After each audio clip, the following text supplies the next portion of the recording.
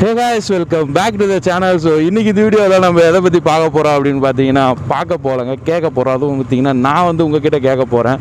So நம்ம சேனலுக்கு வந்து பார்த்தீங்கன்னா ஒரு பெரிய அப்டேட் வந்து ஒன்று பண்ணுறதா இருக்குங்க. நம்ம என்னங்க பண்ண போகிறோம், நம்மக்கிட்ட 5 லட்சம் கொடுத்தாலும் சரி 10 லட்சம் கொடுத்தாலும் சரி நேராக வந்து பைக் ஷோரூமுக்கு தான் போவோம். ஸோ இப்போ வந்து பார்த்திங்கன்னா நம்ம சேனல் வந்து பார்த்திங்கன்னா புதுசாக ஒரு பைக் வாங்கலாம் அப்படின்னு சொல்லிட்டு பிளான் பண்ணியிருக்கேன்.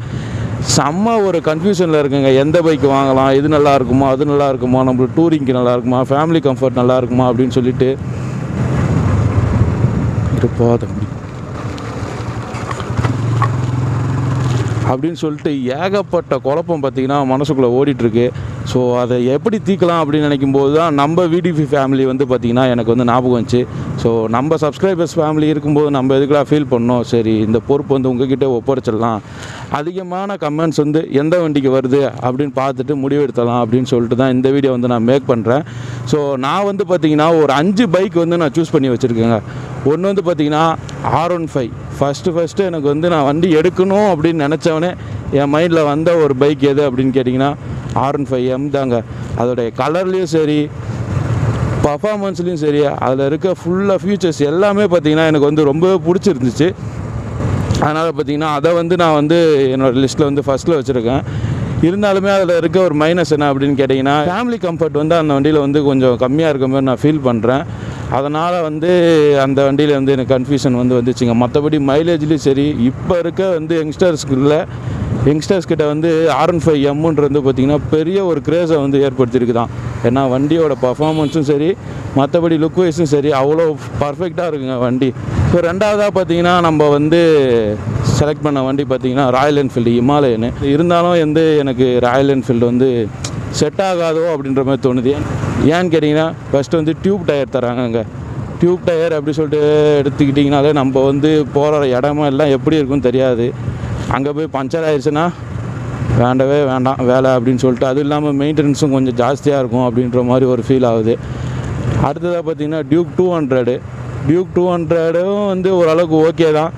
இருந்தாலும் இல்லை டியூக் 250 அட்வென்ச்சர் போயிடலாமா அப்படின்ற மாதிரி ஒரு கன்ஃபியூஷனும் வந்து இருக்குங்க. அடுத்ததாக பார்த்திங்கன்னா 5ஆவதாக நான் வந்து செலக்ட் பண்ண பைக் வந்து பார்த்திங்கன்னா MT-15ங்க. 5ஆவதாக பார்த்திங்கன்னா MT-15 எடுக்கலாமா அப்படின்னு சொல்லிட்டு ஒரு யோசனை வந்துட்டு இருந்துச்சு. ஸோ MT-15 அப்படின்னு சொல்லிட்டு போயிட்டிங்கன்னா ஏற்கனவே நம்ம வச்சுருக்க பிளாக்கே பார்த்திங்கன்னா ஒரு 150cc பைக் தான் வந்து அப்பாச்சி வச்சுருக்கோம். ஸோ நம்ம எதுக்கு இதுக்கு கம்மியாக போவோம், R15 போனாலும் சரி MT-15 போனாலும் சரி. டாப் ஸ்பீடு வந்து இதோட கொஞ்சம் அது அதிகமாக இருந்தாலுமே நம்மளுக்கு வந்து கொஞ்சம் இம்ப்ரூவ்மெண்ட் இருக்கணும் இல்லைங்க. ஒரு அப்டேட் பண்ணுறோன்னா இதோட இன்னும் கொஞ்சம் ICC போகணும், ஒரு நல்ல ரேஞ்சில் இருக்க பைக் எடுக்கணும் அப்படின்ற மாதிரி தான் ஒரு மைண்ட் செட்டு. மற்றபடி பார்த்திங்கன்னா MT வந்து ஒரு பர்ஃபெக்டாக இருக்கும் எல்லா விஷயத்துக்குமே சரி. நம்ம அதை வச்சு டூரிங்கும் பண்ணலாம், நம்ம சிட்டி யூஸுக்கும் யூஸ் பண்ணிக்கலாம். எல்லாத்துக்குமே பார்த்திங்கன்னா MT வந்து பக்காவாக இருக்கும். இருந்தாலும் வந்து இதை விட கொஞ்சம் ஹை லெவலில் போகிறோமே, நம்ம திருப்பி வந்து 150cc எடுக்கிறதா, இப்போ ஓட்டுறதே 160cc, நம்ம எதுக்கு திருப்பி 150cc போகணும் அப்படின்ற மாதிரி ஒரு ஐடியாவும் இருக்குங்க. என்ன பைக் எடுக்கிறது அப்படின்ற செம்மையான ஒரு கன்ஃபியூஷன்லேயே தான் போயிட்டுருக்கு. ஸோ அதனால தான் வந்து நான் வந்து உங்ககிட்ட அதை வந்து ஒப்படைச்சிட்டேன். இது இல்லாமல் உங்களுக்கு ஏதாச்சும் ஒரு சஜஷன் தோணுச்சுன்னா அதையும் வந்து நீங்கள் கீழே கமெண்டில் வந்து சொல்லுங்கள். அதுக்கு வந்து நீங்கள் சொல்கிற மாதிரி வேறு ஏதாச்சும் சொல்லியிருந்தாங்கன்னா அந்த கமெண்ட்டுக்கு வந்து ஒரு லைக்கையும் போட்டு விட்ருங்க. எந்த கமெண்ட்டுக்கு வந்து அதிகமாக லைக் வருதோ அந்த பைக்கையும் நான் கொஞ்சம் வந்து போய் டெஸ்ட் ட்ரைவ் பண்ணி பார்க்கலாம் அப்படின்ற மாதிரி ஒரு ஐடியாவில் இருக்கேன். இது இல்லை வேறு பைக் நல்லாயிருக்கும் ப்ரோ அப்படின்னு சொல்லிட்டு சொன்னீங்களாலும் சரி, அந்த பைக்கோட பேர் வந்து நீங்கள் கீழே கமெண்டில் சொல்லுங்கள். கண்டிப்பாக வந்து நான் வந்து உங்கள் சஜஷனை வந்து நான் எடுத்துக்கிடுவேன். ஸோ ஓகேங்க, இதை வந்து ஒரு கேட்கணும் அப்படின்றதுக்காக தான் இந்த விலாகை நான் வந்து பண்ணேன். இதுக்கு வந்து ஒரு நல்ல பதில் கிடைக்கும் அப்படின்றது பார்க்கலாம்.